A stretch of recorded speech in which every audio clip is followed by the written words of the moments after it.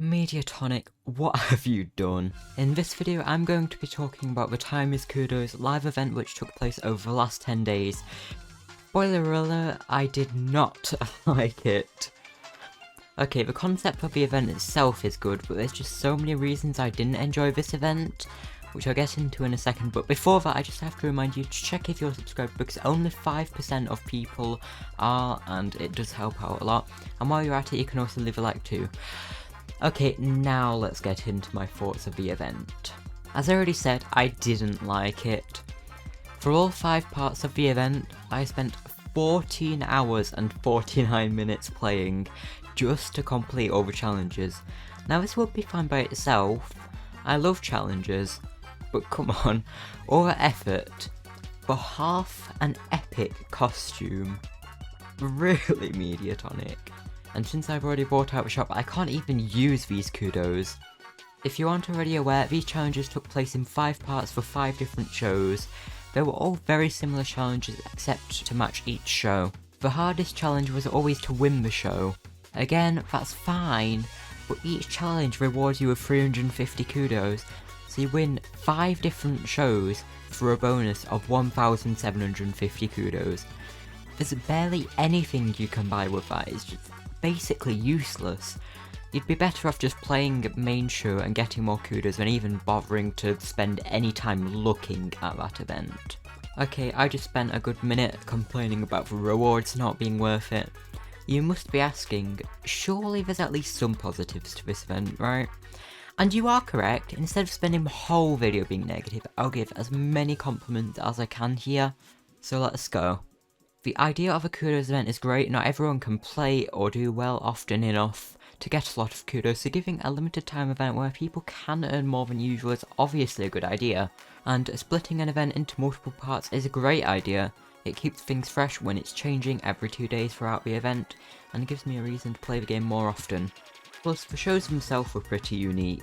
We had one about the donut bumpers, one for gravity fields, one for spinners, one for fans, and one for jumping? The last one's more vague, but you can see what I'm trying to say. It's a great opportunity to bring interesting stuff to the table. But while we're talking about shows, I just have to get back to the negatives. I've already said pretty much every good thing about the event. The uniqueness of the shows was completely ruined by how they actually were. Each show, besides Blow Up, was 5 rounds in the same order every time. Did you get Power Trip as round 4 in one show? Well, that's where you're getting every single round 4 for the rest of that show. Not only does this unnecessarily get rid of variety in the game so it gets boring quicker, but it also brings in problems such as Spin Cycle having 3 team games in a row and Bollard Greens having 2 in a row. I'm not here to whine about team games, but I am saying that multiple in a row just turns into a lowered dice roll, and to make matters worse, this means that the team games show up even if the teams will be uneven. If 11 people qualify and it's the team game next, it'll be a 4v4v3. The team with less almost always loses. It's not fair at all.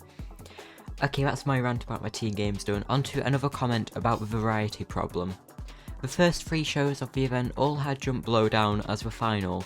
I think it's a great final, but really, 6 days in a row with 3 different shows all having the same guaranteed final, and not just the same guaranteed final, the same variation of the final. It gets boring, and it's also unfair for the players who struggle on it. Now that's my main ranting session of the video done. If that's all you're here for, you can click off, but I'm going to mention some other things now, including my personal experience with the event and what I specifically thought about it. So I simply saw this event as an opportunity to take a fun challenge. I already have 130,000 kudos and the entire regular shop bought out.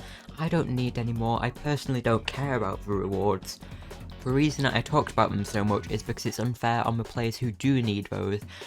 I know they have to be stingy with kudos because otherwise people won't buy kudos with real money, but come on, could have at least given 22,000 or something.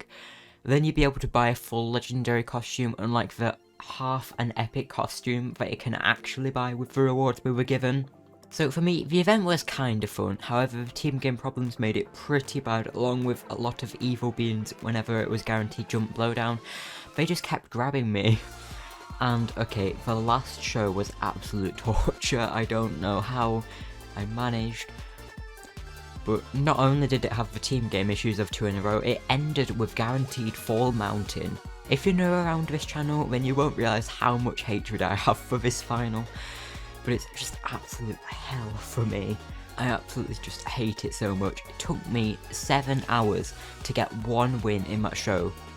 All for 350 kudos, that's all. So I'm just going to hope that that person fails, which they did. Yes, yes, yes, yes, yes, yes, yes, yes, yes, yes, yes, yes, yes, yes, yes, yes, yes, yes, yes, yes. That was so unexpected.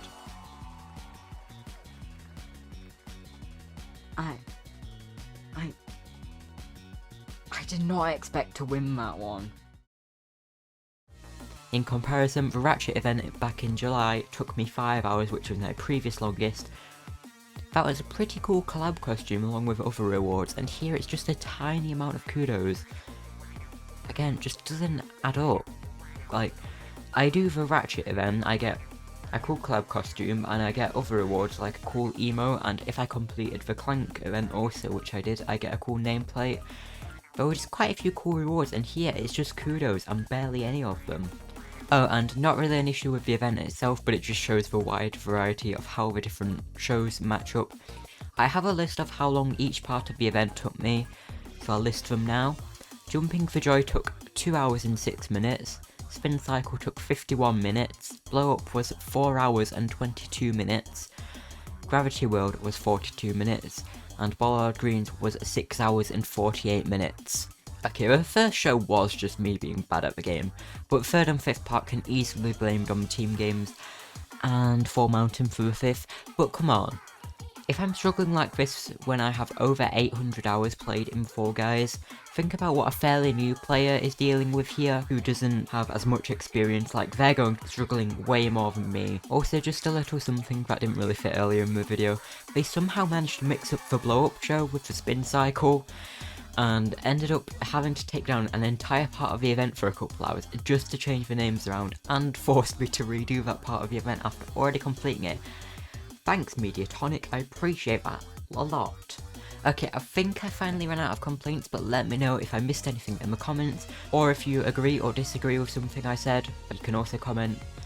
Well, that's all for this video. As I said earlier, please like and subscribe if you haven't already. It just takes 2 seconds but helps out a ton. Here's a funny graph to hopefully convince you. But yeah, thanks for watching, and I hope to see you all in the Extreme 4 Guys show grind tomorrow.